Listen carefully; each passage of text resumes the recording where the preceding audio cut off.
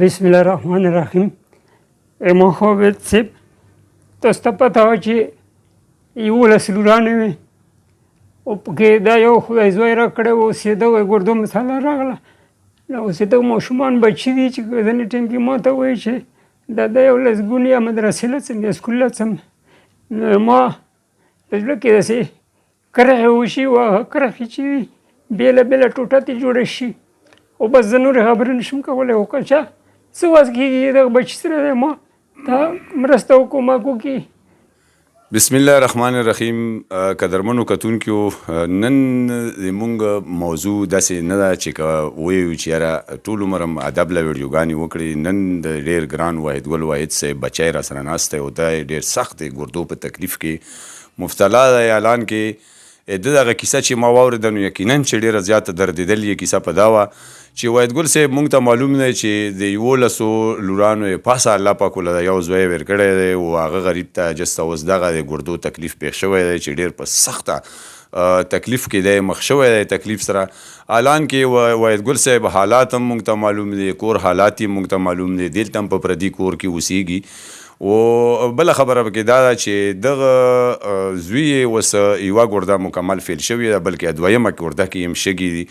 نو ټولو نه مخکې خو زه دغه یو ریکویسټ کوم، یو سوال تاسو ته کوم چې دا ویډیو کم از کم زیاته شیر کو چې یو غوسه بیسیت خلکو ته ورسیږي چې د واحد ګل صاحب دغه بچي علاج پې باندې وشي. باقي وی خبرې د واحد ګل صاحب زوی سره هم کوو، واحد ګل صاحب سره هم کوو، خو حالان کې دونه چې ما کمې خبرې واورېدلې نو تر دې دمه پورې دا وی چې یاره کمې پیسې موږ سره موجوده وي یا کمې رزق له دوړې له سبزۍ له موږ ساتلې وي نو هغه خو هسې هم ختم شي. د په علاجونو په سټي سکینو په مختلفو طریقو سره په هسپتالونو کې لاړلې. بله خبره دا یې هم راته وکړله چې ډېره دردېدلې خبره ده، په هره علاقه کې په هر یو کور کې به هر یو دکاندار سره ضرور دومره لینه دینه وي چې سړی ترېنه دوړه راوړي، چیني راوړي، غوړي راوړي. نو د دام ماته ووایي چې یاره چې کم دکاندار سره ما کاته وه نو هغه راته ووایي چې نور سامان زه تاله نشم ورکولی. نو حالان کې په ډېرو سختو ستونزو سره دی سر دی. نو راځئ چې اول د بچي سره دوه درې خبرې وکړو، بیا وی واحد ګل صاحب سره هم خبرې کوو. دا راته ووایه چې ته هسپتال لاړلې نو څه یې ته وویل ډاکټرانو چې څه مسله ده تا ته، څه علاج وشي ووی نشي؟ راته وویل ډاکټرانو چې هغه یوه ګرده دی بیخي ناسته ده، وچه شوې لکه مطلب هغوی ښه میر ته کې یوه وچه نه شي چې هغه رنګېده او خپل هډې نه راخطا شوې. وی چې دا راغلی سپاینل کارډ له او دا ګرده باندې مې چې درد راشي نو پښه مې سره کار پرېږدي او سیاله مې سره بندېږي درد سره. نو نه کېناستی شم، نه تې اوچتېدی شم، نه څرماستی شم، یو قسم هم ماته پکې آرام نه میلوېږي. ډېر سخت تکلیف دی یاره ته. نو څه یې چې علاج یې کېږي؟ ډاکټرانو راته وویل وی چې علاج یې هسې کار وکړه چې ته اول تیږو علاج مه کوه، اول ګردې علاج وکړه، د ګرده ته ایسې کړه، ته له ډیپټینیر کوي او تیږو باندې ځان مه ستړیا وه. ټیک ده، ټیک ده. الله پاک نه مې دا دعا ته کوو چې الله پاک دې روغ جوړ کا، خدای پاک دې داسې کسان را پیدا وکړي، شتمن پښتانه شته، الله دې نور هم دوله ډېرې څه شتمني ورکړي. خاص کار مونږ چې کوم بهر ملکونو کې مسافر پښتانه دي مونږ ته د زړه نه یو درخواست کوو چې دوستانو دا ژوند چې کوم دی دا ډېر فاني دی، دا پاتې کېدونکی دی، د هغې دنیا لپاره څه نه څه ګټې ځان له وکړو.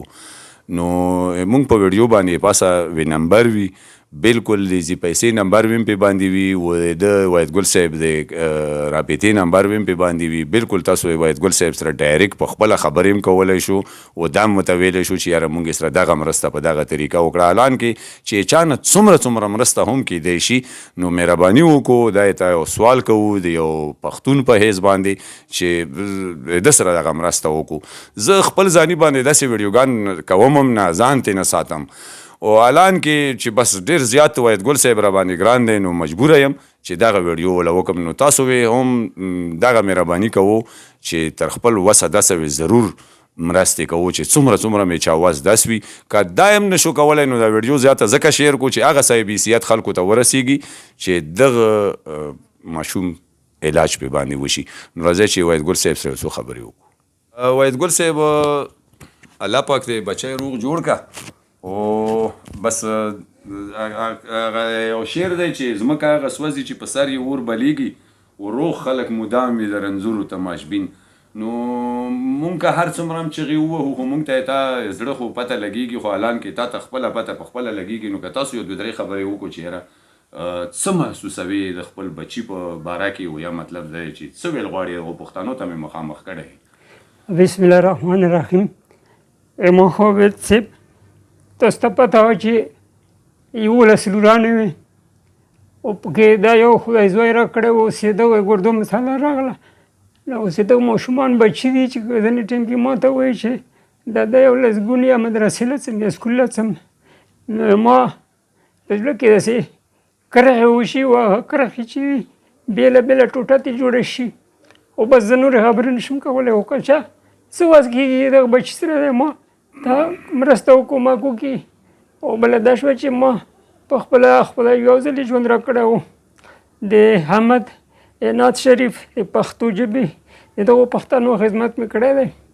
نو بس چې څه یې وسه کېږي، او زه په خپله په داسې حالاتو کې یم چې هغه اکټوې د رقم فی الحال نه لګېږي. څه لا چې په دغه چې څه وو هغه دوړې دانې پیسې چې کومې هم په ده لاړلې. نو اوس خبره بس خراب ځای له بس مهرباني خدای خوشحال. خپل موبایل نمبر ویا، رابطې نمبر ویا. د دغه بچوټي نمبر مې دی 03 035 044.